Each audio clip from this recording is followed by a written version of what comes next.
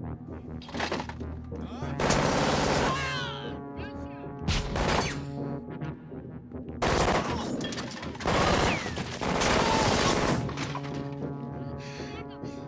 guys, it's Will. I'm Mike. Hello. Welcome to 80s Nerdgasm's Top 10 Films of 1984. If you've watched this series before, you know how it works. If you haven't, it's pretty simple. We have an Instagram account. It's called 80s Nerdgasm. We got tens of thousands of followers there. It's an awesome community. And then Mike will post his list of his top 5 movies of each year of 1980. People will agree. I'll do mine. People Jim will will disagree. do his.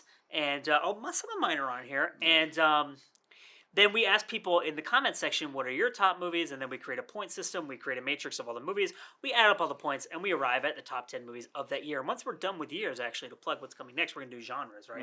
Sci-fi movies, We love lists. horror movies. It's just fun. Yeah. So just to, I guess, dive right into this. Why don't you start us At off? number 10, we I'm have surprised actually this is number 10. a movie that it's like another one of those movies where I mentioned it's Wheels on Meals. So it's a classic Jackie Chan, Sammo Hung movie. Yoon Biao's in it too, so it's like the Three Dragons. Lola Forner, who was like the Miss Spain in like 1979, I think is in this movie too.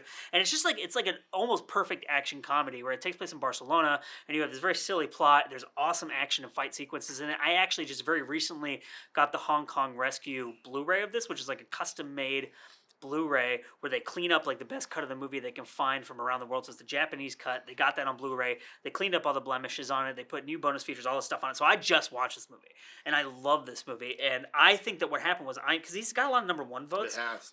They I probably mentioned saw it, and then a lot of people were like, "Oh yeah, that movie's so classic." So the rest of this, I think, is very predictable for 1984. Not So do you surprising. want to do number 9? Yeah, I'll do number 9. Number 9 is Nightmare on Elm Street.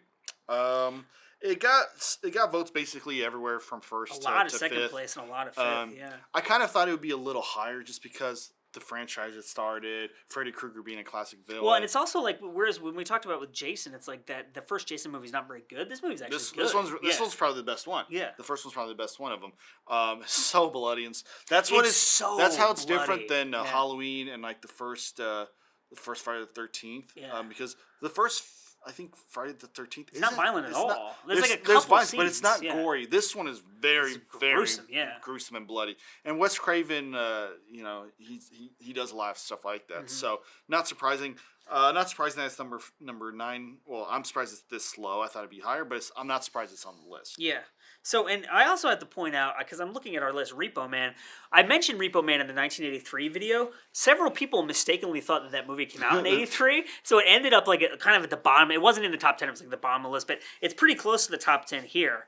And I guess people then corrected themselves and got it right and realized, oh, that came out in 1984. So there you go. That's a fun little trivia thing for you, Easter egg. So what do we have at number 8? The Neverending Story. I mean, this is not surprising to me. This is a classic movie. People love this movie. I think this movie did really well on VHS. People would rent it or buy it and watch it over and over and over again. It's also, there's like this kind of like subgenre of fantasy movies for kids in the 80s, right? Like The Dark Crystal, and you have this, and you have Legend, and like and Labyrinth, right? And this is like definitely like the right in there. Yeah, but I also think that this is like one of the bigger ones of that kind of genre. Willow, does that count? Is that for kids? It's a little later, but yeah, I'd say count it. So number 7 is actually a surprise that it's so low.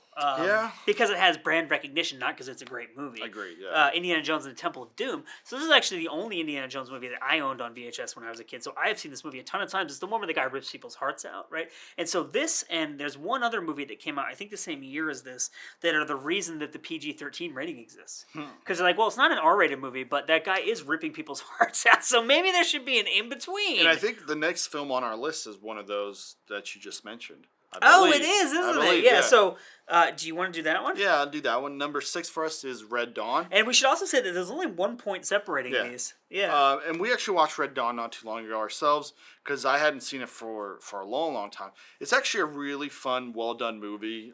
Isn't it John Milius, who I think also did Conan the Barbarian? He wrote Conan the Barbarian. I think it was a PG-13 movie, which was a little surprising for us at the time. Now what we're talking about makes sense because the whole point is like it's an invading force and they're fighting back and it's like guerrilla attacks and all these young kids are getting killed. It's like a teen movie, but there's all this murder. But there's no language, there's no nudity, and there's no over the top violence. So I found that like that little middle area. Because the ratings are always messed up. Because I always remember watching Jaws in like '75, and I'm like, this dude just got eaten in half. How's this a PG movie? You know, but it didn't. PG-13 didn't exist at the time. There were some, like, if you go back and Yeah. look, there are some bloody PG movies. So when we talk about number I 5, love number 5. So and we I'm watched this confused movie. why it's up here. People love it. It's I know, good. but We watched it pretty recently. Yeah. And Phoebe Cates is in it. Yeah. It's Gremlins. So Gremlins is just like, I think it's one of those movies that if you haven't seen it recently, you just remember it from the 80s. You're like, oh, that was a fun movie. You know, I think Spielberg produced it. Chris nasty Columbus little wrote film. it. That's the thing. It's so violent and like it's this really like weird satire of like these tiny little The Gremlins creatures. aren't good. Like, no, they like rip people I think to if pieces. you haven't seen like, it a long time, you kind of remember it's like, oh, the cute little Gremlins. I'm like, no, they're violent. like there's a scene where the Gremlins completely take over this bar, and it's like 5 minutes of them getting drunk, killing each other. Like this movie is insane. And apparently the original script was even more over the top and ridiculous. Because I think it's supposed to be aimed for it's like I think it's like children and like teenagers. well, right? I think that they advertise it like that. I But don't it's think it not, was supposed to be like that. But anyway, number 4. Why don't you go? that's hit not a us up with surprise that. at all, though, right? Beverly Hills Cop. I mean, it's such a classic movie. And this movie was originally, I think, intended for Stallone, and Stallone gave it to Eddie Murphy because they were really good friends at the time. Didn't know And they kind of had to rewrite it a little bit, obviously, because the character that Eddie Murphy played would be very different than the character that Sylvester Stallone played. But I've posted a couple clips from this movie on the 80s Nerdgasm on Instagram, and people have gone ballistic. They're like, yes, and they know like every line in the clip.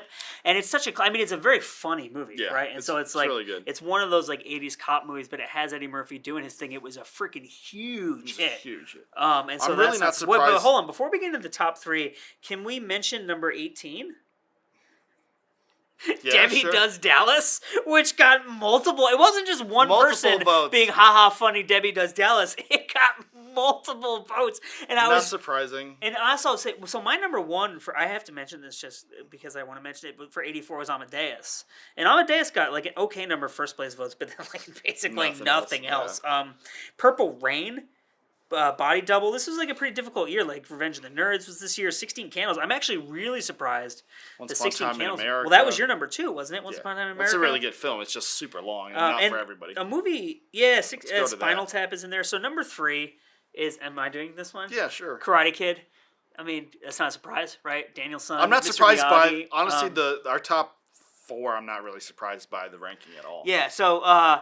Karate Kid is just a classic movie. It's a movie so many people saw so many times spin-offs and like and rip-offs of rip-offs, it, yeah. and like we've watched multiple ones. because you know, like the 80s was like there was a lot of Japanese influence on mainstream culture with like all the technology that was being developed, and Japan's economy was so huge. And you have movies like Rising Sun, which came out in the 90s, I think, but that are about that kind. And then like obviously in Die Hard, it's Nakatomi Plaza, right? It's a Japanese building, and so like and the martial arts craze was really big too, right? Like, and so this movie like really plays so much into all that. And I'm looking at the rankings, like our top 3-4 movies. They have rankings in first through fifth, so they're well-known films that people love in one way or another. And I mean, but this movie also like Elizabeth Shue was in it. I think a lot of she was big in the 80s. Yeah, yeah, but it also has the very famous crane kick. And then there's been a lot of debates actually on our Instagram plus of the new show that's out now, Cobra Kai, right? But the legality of the crane kick has been hotly debated on Instagram. So maybe we should do a separate video where we bring in a karate ref. I'll let you do that and one. we so number 2. But here's what we have to say: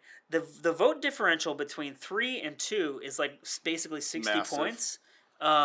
You want to do number 2? Ghostbusters. And I'm guessing a lot of people would have thought that would be the number 1 film, but again, you have to remember who our audience is, so that might give it away. Yeah, but what look the at number one film is. for 1, 2, 3, and 4. This is It's a really huge number. This of is a votes. film. What that tells us is this is a film that most people like. They like it. It's across the board. It's across the board. Like it's not as loved as our number 1 film, but I think it has the second most first place votes in the year. Ghostbusters, famous cast, classic cast, fun movie, comedy.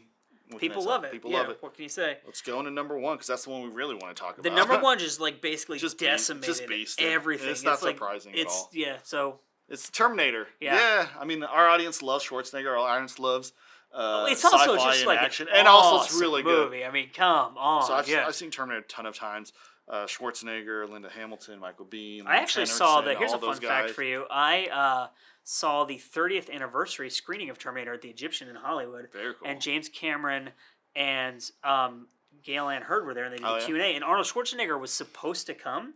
He got sick, and so they played like a thing he recorded on his phone where he's like nose is running and stuff. And he's like, "Hello everyone, I'm sorry I couldn't come in today. I hope everything goes really well. Hi James Cameron." So, what was that impression? It's It was horrible. so bad. But Terminator, I mean, judging by the first place votes, I don't really need to No, go it into went detail. ham. Everyone loves this movie. Yeah. Everybody knows this movie, even though the other than the second one, the sequels have been horrible. But it's just so influential. It's so influential, beloved. and it's so and, like, good. Yeah. And watching it now, it still holds up pretty well.